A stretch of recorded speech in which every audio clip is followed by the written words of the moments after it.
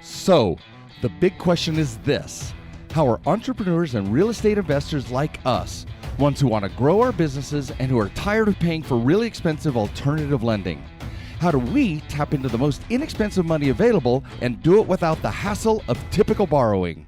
That is the question, and this podcast will give you the answers. I'm Merrill Chandler, and welcome to the Are You Effable podcast. Welcome back, everybody.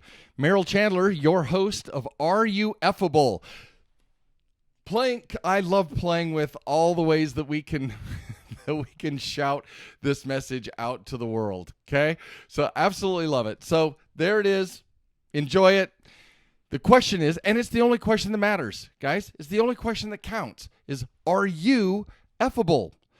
So when we come back, we're going to be discussing, I don't want to call it a manipulation. I don't want to call it a lie. Let's call it a lender withhold. A withhold that is actually crushing the soul of your borrower profile, your credit profile. When we come back, we will knock it out of the park and find out what lenders are doing or what they're not doing in order to make your credit profiles worse than they should be, so they can charge you higher interest rates. I'll see you in just a second. Okay, everybody, welcome back.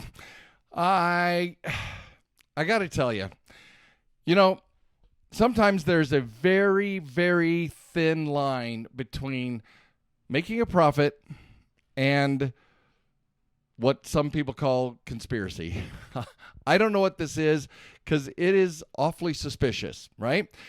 Today we're going to be talking about literally a withhold that lenders keep from us that significantly limit your funding abilities. So let's take a look at this. First of all, first things first. I've said it before. You're going to hear me say it again. There is, in any relationship you've been in and you've withheld something, it was treated by your partner as a lie, right? I didn't lie to you.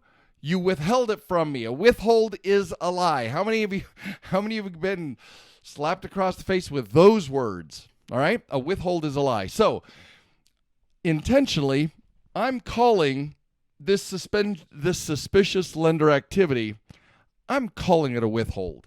All right? Because I don't know that it's a lie, but I also don't know that it's not planned, right? Just like when you go out there and buy toasters and appliances, they call it planned obsolescence. Well, that's a withhold, right? To keep us updating our appliances, buying new things, getting new stuff, right? The new car smell goes away intentionally, so we need to buy a new car, whatever it is. Well, in this case, I'm the furthest I'm willing to go is to call it a suspicious lender activity. This withhold does significantly impact your fundability. So let's take a look here, and we're going to go through step by step, because and now I'm telling you, for all of you who are listening, you've got to come back and watch the video or look at the blog at fundinghackers.com blog, and make sure that you see these graphics, because there's a lot of actionable intel here that you need to be able to see. So many of you are already used to watching this. Listen to all of them you can, but you've got to come back to this episode and watch it, because there is too much going on that you're going to need to see. But I'm going to explain it the best I very can. So, is there more to your credit score than making timely payments? Well, the answer, of course, is yes. I've implied that. I've said it boldly and out loud. But when I'm out doing real estate conferences, when I'm out working with borrowers and real estate investors or business owners out in the world, invariably somebody will come up to me and say, "Hey, I've got a great credit score. Why do I need you?" And as I've said before, I I always ask, so where's your 500 grand? Where's your $1 million in business credit instruments that say that you're fundable, that you're doing a good job, that you deserve that 800 plus credit score, right? And so they always tell me that they owe their credit score to paying their bills on time. There is far more to that getting a fundable profile than paying your bills on time. So let's take a look at a couple things, and this is for educational purposes because some of you know this, some of you have never gone through this, and we need to know this stuff, right? So I call it make or break dates. So what I'm looking at, and those of you who are listening, no problem, I'm going to describe it in great detail, but in this example, we say between the 1st and the 30th is your billing cycle, right? There's a statement open date on the 1st, then there's a statement close date on the 30th. That's your billing cycle. And every charge that occurs during that billing cycle goes onto your total balance, right? Now, we're not going to get into the fact that, yes, you can pay every day or every week to lower what ends up on your due date. But we're saying that in this case, the billing cycle is what we're discussing. Next, there's a grace period. Now, the grace period can be as short as 10 or 15 days. It can be as long as 30 days. All right. So in here, we're showing that there's a 30-day grace period, that the due date is not for 1 month after the close of the statement. Now, the next set of dates we need to understand is that if you make 3 consecutive payments, now remember, we're going back to that 24-month look-back period. If you make 3 or 6 or 12 or 24 monthly payments all on the due date, take it down to 0 on the due date, you're going to accumulate more and more and more positive underwriting and FICO points. Okay, because the whole thing we're trying to accomplish, guys, is that you are showing fastidiousness. You're showing that you know how to honor and respect the lender's money. So 3, 6, 12, and 24, the same criteria of all other 24-month look-back period increments, right? Now, so we show that if you make those payments fastidiously, you're going to add additional credit score points to your profile, right? This is where you go from a 720 to a 760 or an 810 to an 840. These are the longevity of making these payments and due dates to 0 on time is important. Now, let's take a look at the things that could create loss, right? So, first of all, did you know that there is a point loss if you pay the day after your due date, right? So we say our due date's on the 30th. There is point loss, credit score point, and fundability point loss when you pay on a day after the due date. And this is one of the data points that are kept on your consumer disclosure files. Remember those raw data files we talked about in the past? And by the way, as I've said before, we're going to be doing a significant, a total complete analysis of the consumer disclosures from each of the 3 credit bureaus, as well as complete deep dive into how to interpret your MyFICO credit report. But for now, just know that in the consumer disclosure files, those raw data files tells you the day that you paid it. Now, you don't lose points, but you don't gain extra points if you pay any time before the due date and not on the due date, right? You may make weekly payments, but you need to make a payment on the due date at least so that you can trigger the software. All right? We'll get into more details here in a second. Then after the 15th of the month, there is a point in time, whether it's the 10th, the 15th, the 20th, every single credit card issuer, every single lender says that there is a late fee date. Whatever that late fee date, there's also an additional credit score and fundability decrease, penalty, etc. when you pay, if you pay it Now they're charging you the late fee to motivate you to pay sooner, because the further you get down towards that 30-day late, the more default tendency there is, right? The lenders are saying, why can't this person make their payments? So you'll notice they start circling the wagons. They'll start lowering credit limits. You do this too many times and pay on the late fee date, they're going to start circling the wagons, lowering limits and raising interest rates, etc. So those are the two big dates. The day after the due date, there's point loss, and there's more point loss whenever your due date is where there's a penalty. Okay? Then the next one after that is the delinquency date, which is always called 30 days late. If you're ever pushing, and this is just a warning, but if you're ever pushing that delinquency date, guys, if you're ever getting close, you need to call your lender and find out for that account when it is delinquent. What is the last moment you can pay that without getting the 30-day late? Because here's the problem. 30 days late on February may mean March 1st or 2nd. 30 days late in July may not mean, if your due date's on July 1st, it may not mean that it's August 1st. It may mean that it's July 30th. So you've got to determine, you've got to know every account what that delinquency date is, when it actually goes delinquent. Do not get hung up on the 30-day late thing. That's what it's called, but it may not necessarily be 30 days late. You've got to find out lender by lender. Now, the other thing is, anytime you hit that delinquency, you the 30 days late, you may, depending on where you're on the credit score pyramid, you may crash your profile score fundability by 50 to 100 points. So we've got to know this. So in recap, if you pay early and do not pay something on the due date, you're missing out on points. You're not penalized, but you're just missing out on additional points. If you pay on the first, you get a loss. If you pay on the late fee date, whatever that is, 10th, 15th, 20th, you get a loss as well. Have to pay more money. And the delinquency date, of course, crashes your profile. Now, given those parameters, the question we ask now is, does your score reflect paying account balances off every month? And I'm going to tell you right now, for most of you, they do not. So let me ask you a question. Do you pay 2-0 on the due date one or more of your credit cards every month? We're not talking about your mortgage. We're not talking about auto loans. We're talking about credit cards. Do you pay them to 0 on the due date?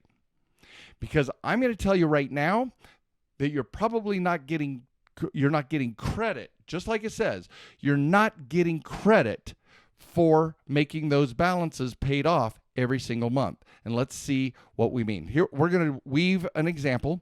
So those who are my listeners, stay tuned, because we're going to cover a lot of, there's going to be a lot of words describing this process. Now, let's pretend you have a $5,000 credit card and you spend $4,000 a month. 80% of it you spend on making your house payment, car payments, living expenses, but you put it on the card. You use your card to make those payments so that you can get the rewards and the points and the rebates. Are we all clear? You probably do it, right? I know millions of people do it this way. Then, as you believe, you pay to 0 every month on the due date. But are you getting credit for it, right? What is actually going on? So let's take a look at this and see what's happening behind the scenes that you don't know about. And this is crazy, and it's going to change your fundability. Right now, your fundability may be horribly affected. And when we change it, it's going to crazy positive affect your profile. All right. So I call it false high balances, because there are two features of the credit reporting process, the account reporting process, that are impacted. What does the lender acknowledge you for doing, and what does FICO acknowledge you for doing? Make sense? Two things. But the lender sees what you're doing and will give automatic limit increases or shut down your accounts or whatever based on your behavior inside that performance data inside of your account. The lender is measuring. But whatever's getting reported to FICO, that is what is being reported to every other lender out there who may ask about or inquire about your credit reputation, right? Your borrower profile is showing all this data to the world.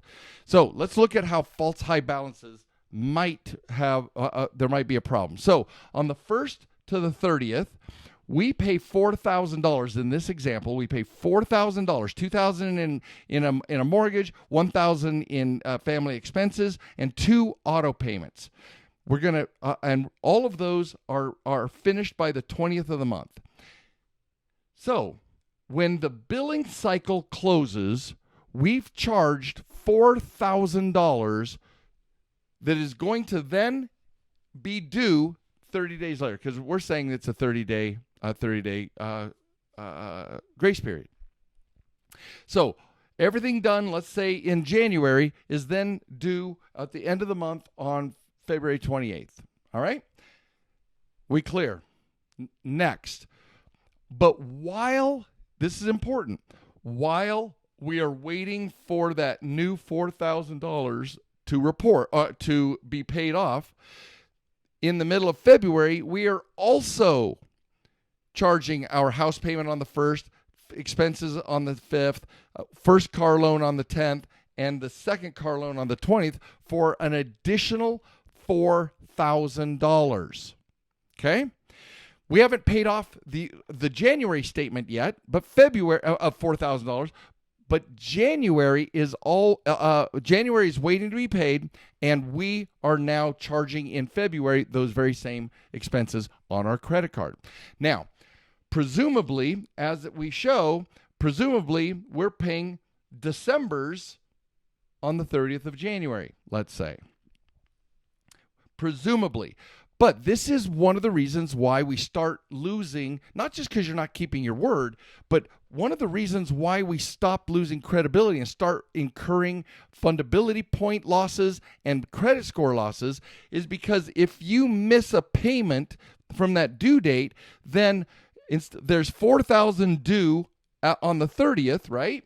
$4,000 due from the previous 30th, but then on the 1st, there's a $2,000 addition on your card that hasn't been paid off. You haven't paid it off, so now we're at $6,000. On the 5th, we're at $7,000 because the previous statement has not been paid. So now you are above and beyond the limit, significantly beyond the limit. If you paid it all off on the, you're back to zero on the due date here, then you're back to zero and you're accumulating new charges. But even if you're late 1 day, 5 days, you're now at, in this case, you're $7,000 on a $5,000 you're $7,000 on a $5,000 limit. We are now upside down, and FICO and underwriting literally penalizes us terribly. Okay, but let's say we have made that payment. Now, as it goes through, in comes the little known and little talked about withhold, right? Because this withhold is not sent it's not sent to you in a big revelation inside of your new account. You know, when you set up a new account, it may be in the fine print, but it doesn't say what the date is. You have a reporting date. Every month, this account reports to the credit bureaus. So, Citibank is reporting on the reporting date every single month your account information. That is where the trouble begins. And if you don't know what you're doing, you're going to end up being penalized terribly. So, these false high balances. Let's say that the reporting date is on the 27th. Again, go look at the graphics in the fundinghackers.com blog. Go watch this video, guys. Let's say the reporting date. Citibank reports this credit card to the 3 credit bureaus on the 27th. Well, what does that mean? What that means is that first, your reporting date is the key to fundability, because how much is going to be reported to the credit bureaus? Think about it. We're looking at this example. If the due date is on the 30th and I've charged up 1 through the 20th, I've charged up $4,000 before the previous due date, before the previous statement is due, I'm going to show $4,000 as a balance that's reported, even though 3 days later I pay it to zero and have a zero balance. The zero balance is not what is getting paid to the zero balance is not what is getting reported to the credit bureaus, guys. The zero balance is not what's getting reported to the credit bureaus. Let's look at that. 1st through the 20th, I charge up $4,000. The due date hasn't approached yet for me to retire all of that from the previous statement period. And so I end up getting $4,000 out of $5,000 limit reported to the bureaus. That is an 80% utilization on this account, right? That means the scores are, I'm being scored by FICO because this is what's being reported to the credit bureaus, and FICO calculates the score based on what is reported. Now, while you may have a zero balance, guys, for the lender, and the lender's looking at you going, oh, you're super awesome. Thank you for paying for 24 months. Thank you for paying to zero every month. They may give you automatic limit increases. They may give you perks and extra points and all kinds of awesome stuff. But that's not what's getting reported to the credit bureaus and not what's being scored by FICO. So you have an artificially high balance and artificially low fundability. It kills your score and it kills your fundability. Now, let's go back to the 24-month look-back period. If you've done this for this behavior for 3 months, it's X against you. If you didn't catch this, if you've been paying your balance to zero for 6 months, but you're getting caught with your balances up, reported high, and your score goes down, then you've got twice the damage. Twice the points are being counted against you because you're carrying, in this case, you're carrying that 80% is being reported every month for 6 months. If you didn't catch it 12 months ago, it's been being reported for the last 12 months. And most of us, if you have a habit, the resources, everything to pay all your credit card balances to zero, you've been doing it for a minute, right? If you've been doing it for 24 months, but balances have been reported on you for the same 24 months, you have got chronic high balances in this process. You're getting killed. Okay? You're getting killed. So, what I need you to know is that everything that you're doing, let's go back. And by the way, each period is the square of the previous period, not doubles. It's the square. It's a logarithmic calculation. So you have, I cannot, it's just a travesty, guys. It's a travesty. We're not told this stuff. That's why I call it a withhold. We're not told this stuff. It's not a big piece of paper that says, be sure to know what your reporting date is so that you have whatever, a low balance, 7%, no more than 7% on at the reporting date.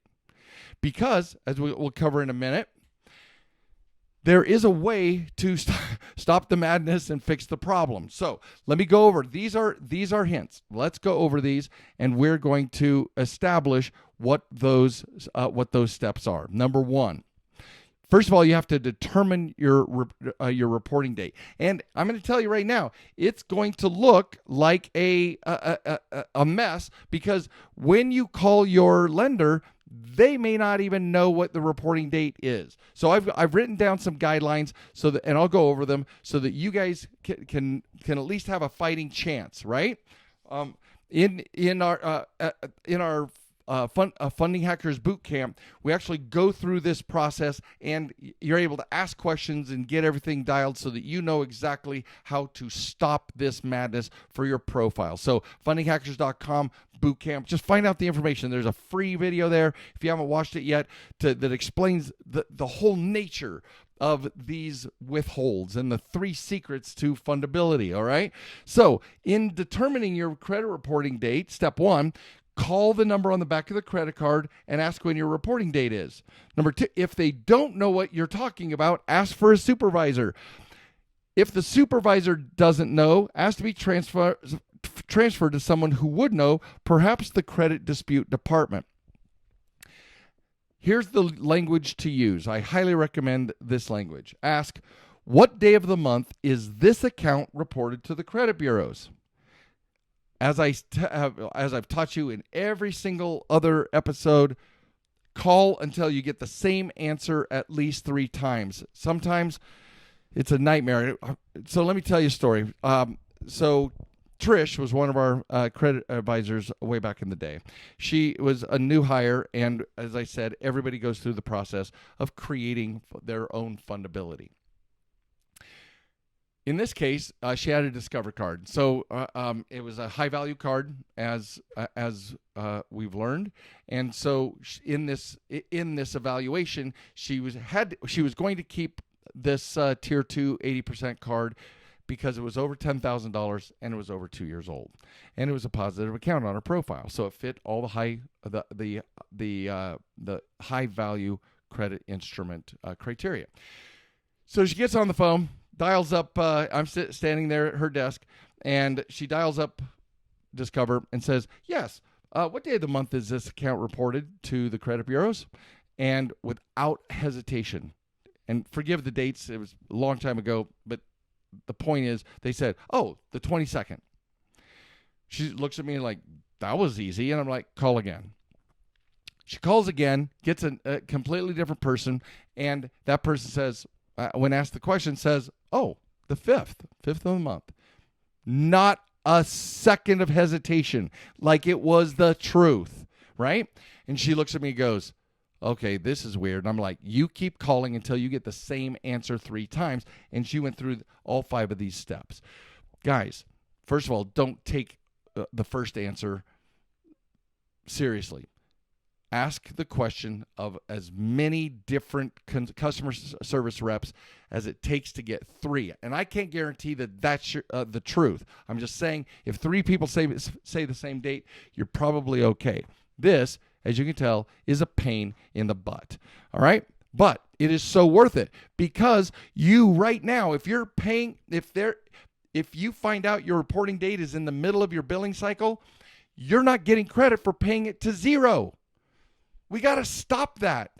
You have to get credit for paying to 0. So I'm going to show you exactly how that works. All right, let's take a look at step 2 now. Step 2 says that you need to synchronize your due date and reporting date. Now, what does that mean? That means you're going to, from here on out, for the rest of your financial life, you're going to make at least 2 payments on each of your credit cards. This is why we don't want you to have 17 credit cards, you sweet credit card stackers. This is why 3 to 5 is manageable. Working with us allows you to find out what the tolerances are for your profile, but I'm just saying, I'm giving you what the truth is. You want to, the day before the reporting date, you want to pay your balance down to no more than 7%. No more than 7%. Then, when it's at 7%, it hits the reporting date, and it reports no more than 7%. Then on the due date, you pay it to 0. Now, you get credit for 2 things. You get to, when you pay to 7% the day before the reporting date, it's going to report a balance that you are in charge of. And that balance is purposeful. I'll share it with you in a second. So, first payment. Now, you can make as many payments as you want before this, guys. I don't care if you pay every week. Make a charge and pay it off. Don't care. What I care about is that there is a balance of 7-ish% the day before the reporting date. That's what I care about. I want you to make sure, so even if it takes charging it up to 7%, then do it, because for very intentional and purposeful reasons. Then it reports that 7%, and then on the due date, you pay it down to 0. Now, don't touch that card in between those numbers. You just got to make sure that, technically, if it reports on the 27th, 7%, you can charge it up to your 38% if you have to, but on the due date, you pay it to 0. Now, it doesn't matter where that reporting date is. In that case, it was the 27th. What if we put the reporting date down on the 15th? Or the 10th? Well, you pay to 7% on the day before the reporting date, regardless of when it is. Regardless of when it is, make sure it's at 7% before the reporting date. Okay? Then you can use it at will between the reporting date and the due date, as long as you pay it to 0 after on the due date. Right? Now, I'm going to tell you a couple of extra things. First of all, Ethan said, I asked if I could quote him, and he said yes, because it's not algorithmic specific, but it was more than we knew before. And he said, when we ask, what's the perfect balance? What is the perfect balance at the reporting date? And he said, less is better than more, some is better than none. Then in our estimations, we found two things. Generically speaking, for every borrower, 7% is a safe bet of that some is better than none. 7% will create a very positive experience for both your fundability and your credit score. 7%. But there is also what we found when we started building our systems out, that there are specific balances. Some are even dollar balances and not percentages. There are specific balances that can even optimize your profile and your fundability even more. But those you have to actually be in the system. We've got to calculate that, because as I've said, the pie chart, you can have a small pie or you have a big pie. There are ways to which your contribution, every single one of your credit cards, as a piece of the pie chart, have a contributing factor to the revolving accounts portfolio. So we've got to make sure that, but 7% is if you believe in good enough, 7% is good enough. There are more optimized balances to have, but it's 7% of the limit. If you have $10,000, you want $70 at the time of reporting. Now, this provides a positive effect, right?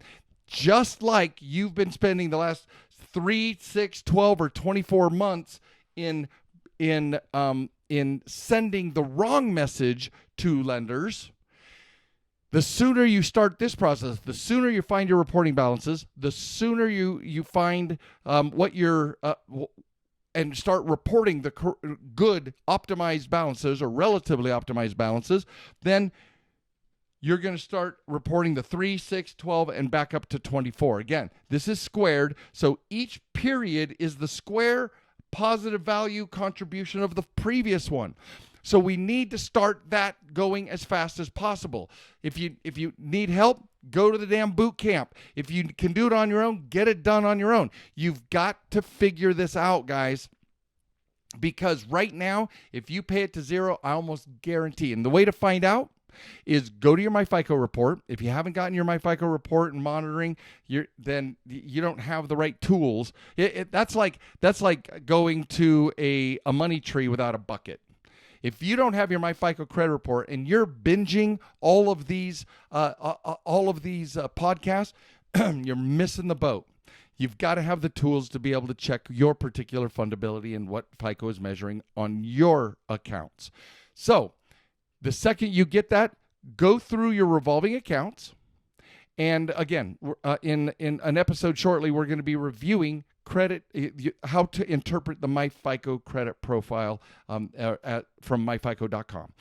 But once you look at that, look at the accounts that you say you pay it to zero every month. Just look at them. And then look at what the actual balance is.